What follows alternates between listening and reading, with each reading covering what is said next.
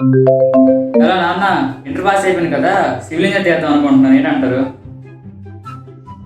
ఏం బాబు, నీకు ఇన్ని సంవత్సరాలు డబ్బులు పెట్టి చదివిస్తే మేస్త్రి అవుతానంటావా? సర్లే, నేను పక్కింటి పంకజం ఆంటీకి ఎదురింటి వెంకట్రావు అంకుల్కి కనుక్కొని చెప్తానులే.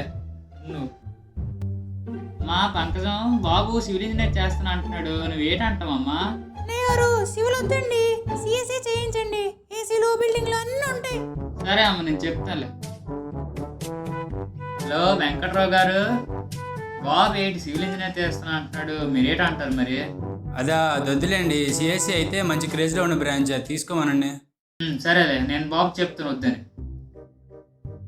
హలో బాబు, నేను పంకజం ఆంటీకి వెంకట్రావు అంకుల్కి అడిగాను, వద్దని అంటున్నారు. నువ్వు సిఎస్ఏ తీసుకో, నేను చెప్పా కదా. సరే నాన్న, మీరేం లేదని రేట్ చేస్తాను. ఏమో ప్లేస్మెంట్ పడ్డాక మీ అబ్బాయికి జాబ్ వచ్చిందా? ఏమో కాల్ చేస్తున్నా. హలో బాబు, ఉద్యోగం సంగతి ఏంటైంది? రాలేదా? సిఎస్సి జాబులు లేవా? నువ్వు చదవకపోయినట్టులే. చూడండి బాబు, ఉద్యోగం రాలేదంట. సిఎస్సి తీపించారు, నేను సిఎస్సి వద్దని చెప్పాను కదా.